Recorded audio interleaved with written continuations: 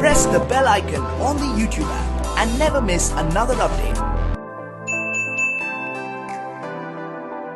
Morning बच्चों, मैं TR. Kumar आपका पंकज क्लासेस में हार्दिक अभिनंदन करता हूं।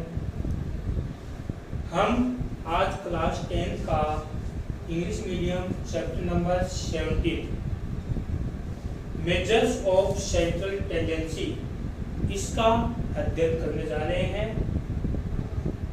ये चैप्टर एग्जाम की दृष्टि से अति इम्पोर्टेंट महत्वपूर्ण है और 6 नंबर का ये चैप्टर है अपना। 17 चैप्टर में मेजर्स ऑफ सेंट्रल टेंडेंसी के अंदर देखो, generally measures of central tendency and average are divided into 2 parts. General measures general माप है, उनको हम सेंट्रल टेंडेंसी केंद्रीय प्रवृत्ति में और औसत के रूप में उसको 2 भागों में बांट दिया, 2 पार्ट्स, उसको 2 पार्ट्स कर दिए। पहला पार्ट है मैथमेटिकल एवरेज। पहला क्या है? Mathematical average. सेकंड है average of position. Mathematical average के अंदर मतलब एक अपना ये एक तरह का एवरेज है। इसके अंदर पहला है अरिथमेटिक मीन और या एवरेज। इसका पहला पार्ट है अरिथमेटिक मीन और या एवरेज, इसको हम शॉर्ट में एएम बोलते हैं। दूसरा इसका है जियोमेट्रिक मीन, इसको हम जीएम बोलते हैं। और तीसरा है हार्मोनिक मीन, इसको हम शॉर्ट में एचएम बोलते हैं। इसके सेकंड पार्ट में एवरेज ऑफ पोजीशन, इसके अंदर आपको मीडियन एंड मोड 2 पार्ट दिए हुए हैं, एक मीडियन दूसरा मोड। अब अपनी जो 10th क्लास का चैप्टर नंबर 17 में जो दिया गया है, पहला है एक तो मैथमेटिकल एवरेज के अंदर अरिथमेटिक मीन। कौन सा? ये अरिथमेटिक मीन है और इन 2 का इसमें नहीं दिया गया है, ये 11th क्लास के अंदर। फिर दूसरा है में ये second part average of position. Average of position के अंदर आपको ये दोनों गिवन दिए हैं, दोनों दिए गए मीडियन और मोड। ये 3 चीज आपको दी हुई है, अरिथमेटिक मीन एंड और मीडियन और मोड। ये आपको 3 टाइप से इसके। अब देखो, मेजर ऑफ सेंट्रल टेंडेंसी के अंदर हम क्या करते हैं कि जब हम देखते हैं कि थोड़ा सा दिमाग में विचार करें कि अपने देश की जनगणना कैलकुलेशन करते हो, जनगणना कैलकुलेशन करते हैं, तो हम सोचते हैं कि इतना बड़ा देश होने के बावजूद उसकी जनगणना तुरंत हो जाती है। कैसे? वो इस मेजर्स ऑफ सेंट्रल टेंडेंसी के द्वारा। दूसरा, चलो वो तो कहाँ गए स्कूल का, तो उसका देश की बात नहीं, अब अपने स्कूल की बात लेते हैं। अपने स्कूल के अंदर फर्स्ट क्लास से लेके या फिर ये माने नर्सरी से लेके 10th क्लास तक क्लासें होती है। अब उन सभी क्लासों के बच्चों को हम एक साथ ग्राउंड में खड़ा कर दिया जाए, तब क्या होगा? उनको एक एक करके काउंटिंग करते हैं, तो कितना समय लगेगा? बहुत ज्यादा। लेकिन इस मेजर्स ऑफ सेंट्रल टेंडेंसी के द्वारा कैसे करते रहो, प्रत्येक क्लास का अटेंडेंस रजिस्टर लेके उसमें हम काउंटिंग कर लेते हैं कि नर्सरी में कितने बच्चे हैं, 10, फिर एलकेजी, यूकेजी, फिर फर्स्ट, सेकंड, इस प्रकार सभी क्लास के बच्चों का हमने यह लिख लिया। इसमें 10 है, इसमें मान लो 15 है, इसमें मान लो 14 है, इसमें 16 है, इसमें 18 है। इस प्रकार इन सभी का हमने 10th क्लास तक के बच्चों के अटेंडेंस रजिस्ट्री के द्वारा काउंटिंग ली। अब उन सभी को हम ऐड करें तो ये इजी रहेगा, या फिर ग्राउंड के अंदर हम एक बच्चे को करके हम क्या करें, काउंटिंग करें। तो मेरे ध्यान से ये इजी रहेगा, क्योंकि ये किसके अंदर आता है? फिर ये central measures of central tendency के अंदर कि अपना काम थोड़ा इजी होगा। और इसका जो वर्क है, इसका वर्क यही है कि कैलकुलेशन कितनी हार्ड होती उसको इजी बनाना, इसका मेन मकसद ये है कि मेजर ऑफ सेंट्रल टेंडेंसी का कि जितनी लंबी कैलकुलेशन होगी उस कैलकुलेशन के द्वारा हम हम इसके अंदर ये जो दिए गए हैं इनसे हम इजी कैलकुलेशन बना सकते हैं। अब हमारा मेन टॉपिक लेके चलते हैं मैथमेटिकल एवरेज के अंदर अरिथमेटिक मीन। मैथमेटिकल एवरेज के अंदर क्या देखते हैं, अरिथमेटिक मीन। इसके अंदर देखो हम क्या करते हैं,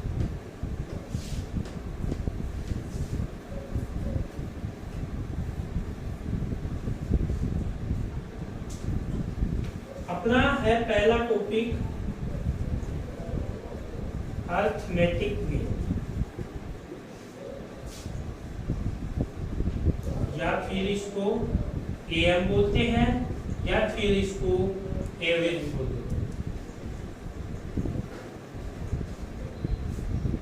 ये टॉपिक लेके चलते हैं अरिथमेटिक मीन और एवरेज। इसको सॉल्यूशन करने के लिए 3 पार्ट्स में डिवाइड किया गया है। कितने पार्ट्स में डिवाइड किया गया इसको? 3 पार्ट्स। 3 पार्ट्स में डिवाइड कैसे किया? इसका पहला पार्ट है, पहला जो मेथड है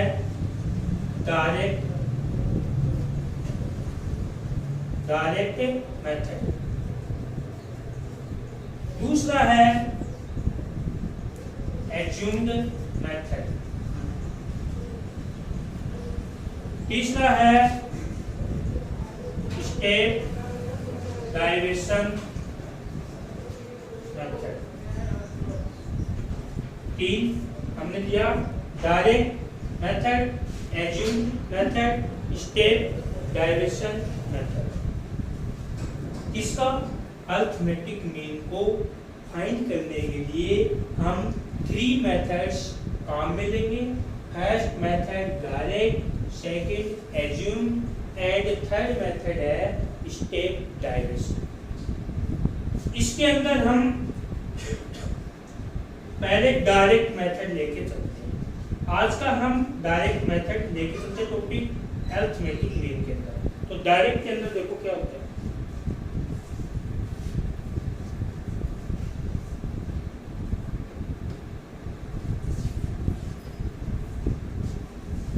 हमने दिया पहला इसका डायरेक्ट।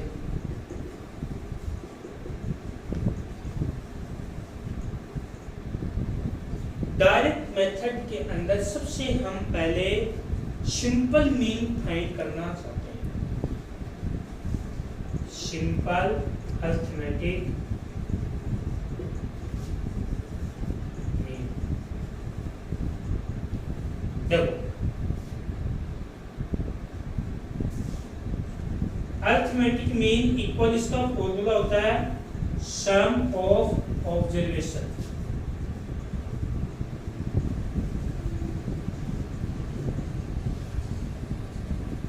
और नंबर ऑफ ऑब्जर्वेशन।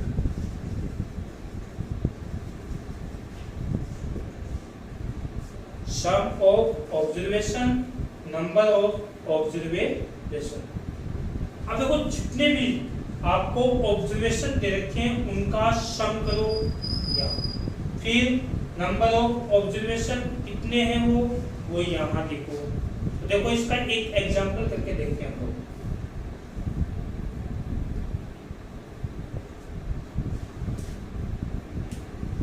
इसका एग्जांपल करते हैं, देखो क्या होता है।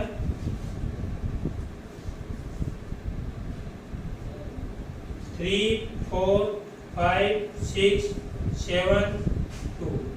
हमने इसका क्या लिया, ये एग्जाम्पल लिया। इस एग्जाम्पल को हम करते हैं। इस एग्जाम्पल को करेंगे तो देखो क्या होगा, अरिथमेटिक मीन इक्वल, मैंने बताया कि सम ऑफ ऑब्जर्वेशन। ऑब्जर्वेशन कितने हैं? 6 हैं।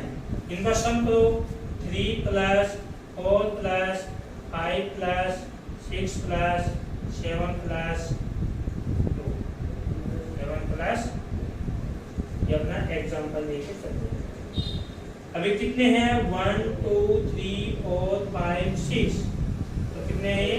6 नीचे।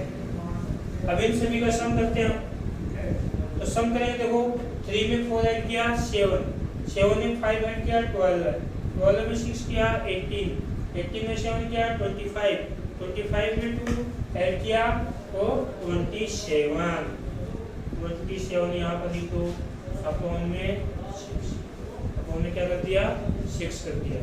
6 करने के बाद देखो इसको डिवाइड करो, 6 4 जा 24, 6 5 जा 30, ये हमने इसका आंसर निकाल दिया। क्या आ गया ये अरिथमेटिक मीन आ गया। इसका अरिथमेटिक मीन हमने फाइंड कर लिया, इन सभी का सम किया और 6 से डिवाइड किया तो ये अपना अरिथमेटिक मीन आ गया। ये अपना सिंपल पैटर्न था कि सिंपल मीन फाइंड करते हैं तो किस प्रकार से फाइंड करना होता है। उन सभी का जितना भी ऑब्जर्वेशन आपको दे रखे हैं उनका सम कर दो, अपॉन में नंबर ऑफ ऑब्जर्वेशन जितने भी हैं वो क्या कर दो आप नीचे लिख दो। अब इसके बाद में इससे अगला टाइप देखते हैं।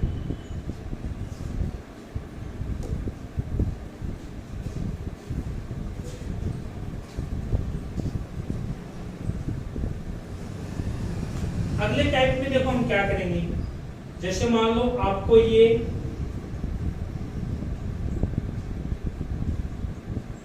एक्स दे दिया, क्या दे दिया एक्स, आपको एक्स दे दिया।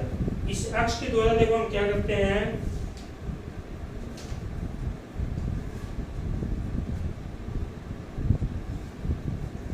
एक्स दे दिया आपको, एक्स इसको मिडल वैल्यू बोलते हैं, मिडल वैल्यू,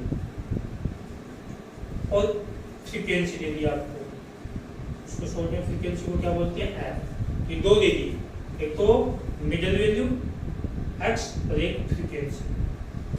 एक्स जैसे मान लो मैंने दे दिया 2 3 4 5 6 दे दिया मैंने। ये देने के बाद में मैंने फ्रीक्वेंसी दे दी 1 3 2 4 2, ठीक। अब देखो इसका हमें डायरेक्ट मेथड से क्या फाइंड करना है, मीन, एम फाइंड करना है, अरिथमेटिक मीन। अरिथमेटिक मीन के अंदर देखो हम क्या करेंगे, अब हमारा काम ये है कि एफ मल्टीप्लाई एक्स, एफ और एक्स को मल्टीप्लाई कर दो। मल्टीप्लाई करेंगे तो कितना आएगा, 2 1 जा 2, 2 1 जा 2, 3 3 जा 9, 4 2 जा 8, 5 4 जा 20, 6 2 जा 12 है। हमने ऐड कर दिया, मल्टीप्लाई करने के बाद में ऐड कर देंगे। तो देखो इसका ऐड करेंगे समेशन एफ आई एक्स आई, तो देखो कितना आएगा, 2 11 19 19 2 21 और 3 और 2 5, तो इसका ऐड करो 4 6 10 12, इसका कितना आया 12। तो इसका फॉर्मूला क्या बन जाएगा अपना, arithmetic mean equal summation F I x I upon summation F I. अब देखो ये कितना आया 51, कितना आया 51, ये 51 लिख दिया, और ये कितना है अपना 12 है, 12 लिख दिया। अब इन डिवाइड कर दो, 12 4 जा 48 पॉइंट कितना बच गया 3 बच गया, 3 बच गया तो 12 2 जा 4, ये आ गया 12 2 जा 24। तो ये अपना आंसर आ गया अरिथमेटिक मीन का। इसका दूसरा टाइप ये है, पहले तो हमने देखा कि सिर्फ एक्स नंबर ऑफ ऑब्जर्वेशन दे रखे थे, दूसरे में हमने देखा एफ आ गया। अब इसका तीसरा टाइप देखते हैं। तीसरे टाइप में देखो क्या होगा, ये समझ में आ गया होगा। इसमें क्या किया मैंने, ये आपको मिलेगी एक्स और एफ मिलेगी, फिर आपको एफ एक्स फाइंड करना है। एफ एक्स का मतलब एफ और एक्स को मल्टीप्लाई कर दो, मल्टीप्लाई कर दिया, फिर मल्टीप्लाई करने के बाद में इसका सम कर दो, सम करने के बाद में एफ का भी सम कर दो। फिर अपना फॉर्मूला है arithmetic mean equal summation F I x I upon summation F I. अब इसमें क्या कर दो, इसको डिवाइड कर दो और अपना आंसर आ गया। ये तो सेकंड टाइप हो गया। अब थर्ड टाइप में देखो क्या होता है, उसका एक एग्जांपल और देखते हैं।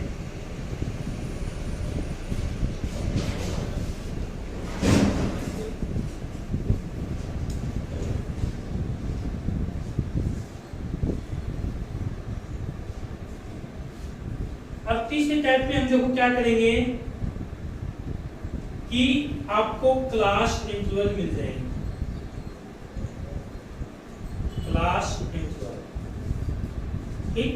फिर आपको फ्रीक्वेंसी मिल जाएगी, ठीक है। तो क्लास इंटरवल में देखो क्या करेंगे हम, जैसे मिल गया ये 0 से 10, 10 से 20, 20 से 30, 30 से 40, 40 से 50। अब इसकी फ्रीक्वेंसी क्या होगी, 2, 5, 4, 3, 2, ये आपको गिवन है, दी गई है। अब इसके बाद में आपको ये करना है, ये तो फ्रीक्वेंसी गिवन है, ये आपको क्लास इंटरवल है। क्वेश्चन आ गया find the arithmetic mean by direct method. क्या कह दिया कि find the arithmetic mean by direct method. तो आपको क्या करना, देखो क्लास इंटरवल के बाद में एक वैल्यू आती है x का जिक्र किया था मैंने, जिसको हमें मिडल वैल्यू भी बोलते हैं। क्या बोलते हैं, मिडल वैल्यू। तो ये मिडल वैल्यू निकालनी है आपको। मिडल वैल्यू कैसे निकालेंगे हम, कि जैसे ये आपको क्लास इंटरवल में 0 से 10 दिया गया है, ये गिवन आपको। तो इसमें एक छोटी सी इंपॉर्टेंट बात को बता देता हूँ, इसमें दो वैल्यू है, एक तो 0 एक 10। अब देखो कई बच्चे इसको माइनस का साइन बोलते हैं, जो कि माइनस नहीं है, डैश का साइन है। पहली बात तो ये ध्यान रखना है। दूसरी बात आपको क्या करना है, ये जो 0 है ये आपकी है लो लिमिट। क्या है, लो लिमिट। फिर ये जो 10 है आपका, ये है हाई लिमिट। इसको क्या बोलते हैं, हाई लिमिट। ये ध्यान में रहना जरूरी है। कई बच्चों को पूछते हैं कि भाई लो लिमिट क्या है इसमें, तो पता नहीं, क्या बताते हैं। अगर हाई लिमिट पूछते हैं तो लो लिमिट बताते हैं। तो शुरू की जो वैल्यू होगी वो लो लिमिट, और बाद की होगी वो हाई लिमिट। अब देखो इसमें x की जो वैल्यू निकालना होगा, इसमें x की वैल्यू किस प्रकार निकालेंगे, low limit plus high limit, दोनों का सम कर दो। Low limit plus high limit upon में ये दोनों कितनी हैं, 2 है। कितने हैं, 2। एक तो ये और एक ये, तो 2 से क्या कर दो आप, इसको डिवाइड कर दो। x इक्वल क्या हो जाएगा, 10/2 इक्वल 5। कितनी वैल्यू आएगी इसकी, 5 आ गई। मैंने क्या किया, मिडिल वैल्यू निकालने के लिए, x की वैल्यू निकालने के लिए मैंने इधर क्लास इंटरवल में गया, वहां पर लो लिमिट प्लस हाई लिमिट दोनों को मैंने ऐड किया। ऐड करने के बाद में मैंने 2 से डिवाइड किया, तो आंसर अपना 5 आया, वो मैंने यहाँ लिख दिया। ओके, उसके बाद में अगला भी इस तरह से करना है। इसकी लो लिमिट कितनी है, इसकी कितनी है, 20। दोनों का ऐड किया, 10 + 20, कोई काम करना है। 10 + 20 कितना जाएगा, 30। कितना जाएगा, 30 अपॉन में 2 इक्वल कितना जाएगा, 50। वो हम क्या कर देंगे, यहाँ लिख देंगे 50। तीसरी है, इन दोनों को ऐड करो, 50 50 को 2 से करो 25, और ये 35, और ये 45। इस प्रकार से हमने इन सभी की मिडिल वैल्यू फाइंड कर दी। अब मिडिल वैल्यू फाइंड करने के बाद में आपका जो वर्क बनता है वो क्या है, देखो उसमें हमने पीछे वाले एग्जांपल में अपने पास f भी था और x भी था, दोनों को क्या किया था हमने, मल्टीप्लाई। तो इसमें भी क्या करना पड़ेगा आपको, f और x को मल्टीप्लाई करना पड़ेगा। f और x को मल्टीप्लाई, 2 5 जा 10, 2 5 जा 10। 5 को 15 से मल्टीप्लाई किया तो 75। 4 को 25 से मल्टीप्लाई किया तो कितना आ गया, 100। इसको इससे किया 105, इसको इससे किया 90। यह मैंने मल्टीप्लाई कर दिया कि 2 को मैंने 5 से किया 10 आया, 5 को 15 से किया 75, 4 को 25 से किया 100, 3 को 35 से किया 105, 2 को 45 से किया 90। अब हमें इसका काम क्या करना है, इनका ऐड करना है। समेशन fi xi इक्वल, इसका ऐड किया तो ये 10 और ये 1 और एक कैरी 2 और 7 9, 9 9 18 और 1 2 और एक कैरी 3। नाउ 380। अभी ऐड करो समेशन एफ आई इक्वल 7 4 कितना होगा 11 11 और 3 14 14 और 2 16 ये मैंने ऐड कर दिया। ऐड करने के बाद में आपको क्या करना है, फॉर्मूला लगाओ अपना। ए एन इक्वल क्या होता है arithmetic mean summation F I x I upon summation F I, ये अपना क्या होता है अरिथमेटिक मीन का फॉर्मूला होता है। तो इसमें देखो अपना समेशन एफ आई एक्स आई 380 आया, इसको हमने यहाँ लिख दिया। समेशन एफ आई की वैल्यू 16 आई। अब इसको देखो जब कैलकुलेशन करते हैं तो आपको डिविजन रूल्स याद होने चाहिए। अब देखो ये 2 से डिवाइड हो रहा है, इसकी यूनिट डिजिट 0 है, और ये 2 से डिवाइड हो रहा है क्योंकि इसकी यूनिट डिजिट क्या है 6 है। तो 2 का डिविजन रूल्स क्या है, जिसकी यूनिट डिजिट क्या हो 0 2 4 6 एंड क्या हो 8। इन पांचों में अगर कोई यूनिट डिजिट पे आपको दिखाई दे जाए तो वो नंबर्स 2 से कंप्लीट बार डिवाइड होगी। तो इस तरह से आप इसको पहले 2 से काट दो, 2 1 जा 2 1 बच गया रिमाइंडर, 2 9 जा 18 और ये 0, और ये कितना आ गया 2 से काटा 8 आ गया।